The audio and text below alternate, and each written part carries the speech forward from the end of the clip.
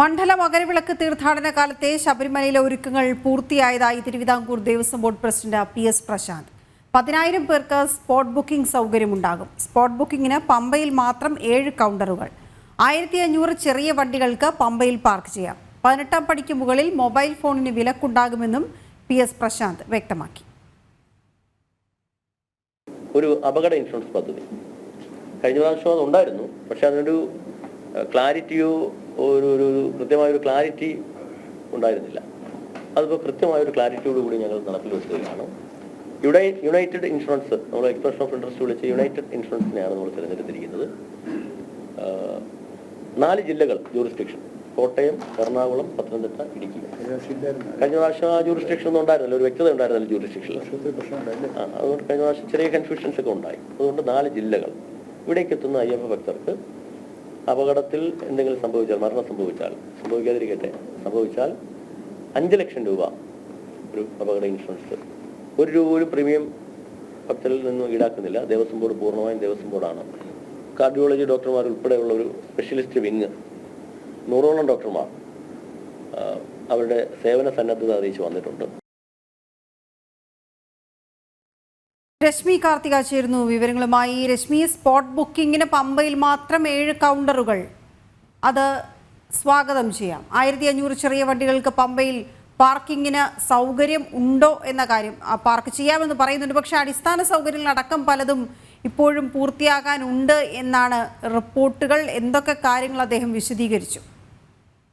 വീണ, അടിസ്ഥാന സൗകര്യങ്ങൾ പലതും പൂർത്തിയാകാനുണ്ട് എന്നുള്ളൊരു വിവരമാണ് നമുക്കിപ്പോഴും ലഭിക്കുന്ന ഒരു കാര്യം. മാത്രമല്ല, 80,000 പേർക്ക് ഒരു ദിവസം പ്രവേശനം എന്നുള്ള ഒരു കടുംപിടുത്തത്തിൽ തന്നെയാണ് ദേവസ്വം ബോർഡ് തുടരുന്നത്. കഴിഞ്ഞ തീർത്ഥാടന കാലത്തൊക്കെ നമുക്കറിയാം 1 ലക്ഷത്തിലധികം ആളുകൾ എത്തിയത്. ഇതിൽ 80,000 പേർക്കാണ് ഒരു ദിവസം പ്രവേശനം. ഇതിൽ 10,000 പേർക്ക് തത്സമയ ഓൺലൈൻ ബുക്കിംഗ്, സ്പോട്ട് ബുക്കിംഗ് ആണ് ഏർപ്പെടുത്തിയിരിക്കുന്നത്. അപ്പോൾ ഇതിൽ കൂടുതൽ ആളുകൾ എത്തുകയാണെങ്കിൽ എന്ത് ചെയ്യും എന്നുള്ളതാണ് ഒരു പ്രശ്നമായി നിലനിൽക്കുന്ന ഒരു കാര്യം. മാത്രമല്ല, ഇതിനോടകം തന്നെ ഓൺലൈൻ ബുക്കിംഗ് ഫില്ലായിട്ടുണ്ട് എന്നുള്ളൊരു കാര്യവും ദേവസ്വം ബോർഡ് പ്രസിഡന്റ് പറയുകയുണ്ടായി. ദർശന സമയം വെളുപ്പിന് 3 മുതൽ ഉച്ചയ്ക്ക് 1 വരെയും ഉച്ചയ്ക്ക് 3 മുതൽ രാത്രി 11 വരെയുമാണ്. അതോടൊപ്പം തന്നെ ഈ 1500 ചെറിയ വണ്ടികൾക്ക് കൂടി പമ്പയിൽ പാർക്ക് ചെയ്യാം എന്നുള്ള ഒരു തീരുമാനം അറിയിച്ചിട്ടുണ്ട്. ഇതിന് ഹൈക്കോടതി അനുമതി നൽകിയിരുന്നു. അത് വലിയ രീതിയിൽ ഒരു ആശ്വാസമായ ഒരു കാര്യമാണ്. കാരണം നേരത്തെ ഈ വണ്ടികൾ പാർക്ക് ചെയ്യുന്നതുമായി ബന്ധപ്പെട്ട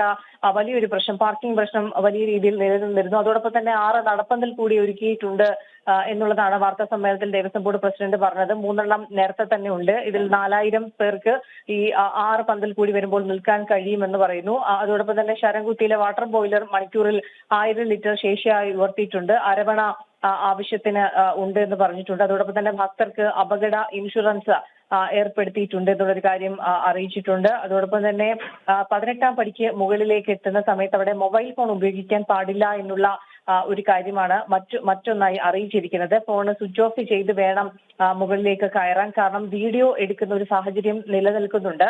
ഇത് ആചാര ലംഘനമാണ് എന്നുള്ളത് ദേവപ്രശ്നത്തിൽ പറഞ്ഞിട്ടുണ്ട്. അതിന്റെ ഭാഗമായിട്ടാണ് ഈ മൊബൈൽ ഫോണിന് വിലക്ക് ഏർപ്പെടുത്തിയിരിക്കുന്നത്. മാധ്യമപ്രവർത്തകർക്ക് അവരുടെ ജോലിയുടെ ഭാഗമായി ഫോൺ ഉപയോഗിക്കുന്നതിൽ പ്രശ്നമില്ല എന്നുള്ള കാര്യവും അറിയിച്ചിട്ടുണ്ട്. അതോടൊപ്പം തന്നെ സ്പോട്ട് ബുക്കിങ്ങിന് പമ്പയിൽ മാത്രം 7 കൗണ്ടറുകളാണ് ഏർപ്പെടുത്തിയിരിക്കുന്നത്. അതോടൊപ്പം മറ്റ് അന്നദാനം ഉൾപ്പെടെയുള്ള കാര്യങ്ങൾ എല്ലാം മുന്നൊരുക്കങ്ങളെല്ലാം തന്നെ പൂർത്തിയായിട്ടുണ്ട്. വിരുദ്ധാവലോകന യോഗങ്ങൾ ചേർന്നു എന്നുള്ളതാണ് ദേവസ്വം ബോർഡ് പറയുന്ന ഒരു കാര്യം. പക്ഷേ ദേവസ്വം ബോർഡ് ഇങ്ങനെ പറയുമ്പോഴും അടിസ്ഥാന സൗകര്യങ്ങൾ പലതും പൂർത്തിയായിട്ടില്ല. കഴിഞ്ഞ തവണയും പലതരത്തിലുള്ള പ്രശ്നങ്ങൾ ഈ മുന്നൊരുക്കങ്ങളിലൊക്കെ വലിയ രീതിയിലുള്ള പാളിച്ച ഉണ്ടായിട്ടുണ്ട്. മാസ പൂജയിലാണെങ്കിലും അത് കൃത്യമായി മുന്നൊരുക്കങ്ങൾ സ്വീകരിക്കുന്നില്ല. ഭക്തർക്ക് ആവശ്യമായിട്ടുള്ള സൗകര്യങ്ങൾ ഒരുക്കുന്നതിലൊക്കെ ഗുരുതരമായിട്ടുള്ള വീഴ്ച മുൻകാലങ്ങളിൽ സംഭവിച്ചിട്ടുണ്ട്. ഏതായാലും ഇത്തവണ എല്ലാ മുന്നൊരുക്കങ്ങളും പൂർത്തിയായി എന്ന ദേവസ്വം ബോർഡ് അവകാശപ്പെടുമ്പോഴും അത് പൂർണ്ണമായിട്ടില്ല എന്നുള്ളതാണ് ലഭിക്കുന്ന വിവരം. അതോടൊപ്പം തന്നെ 80,000 പേർക്ക് ഒരു ദിവസം പ്രവേശനം എന്നുള്ള ഒരു അതേ രീതിയിൽ തന്നെയാണ് ഇപ്പോഴും നേരത്തെ പറഞ്ഞ അതേ കാര്യം തന്നെയാണ്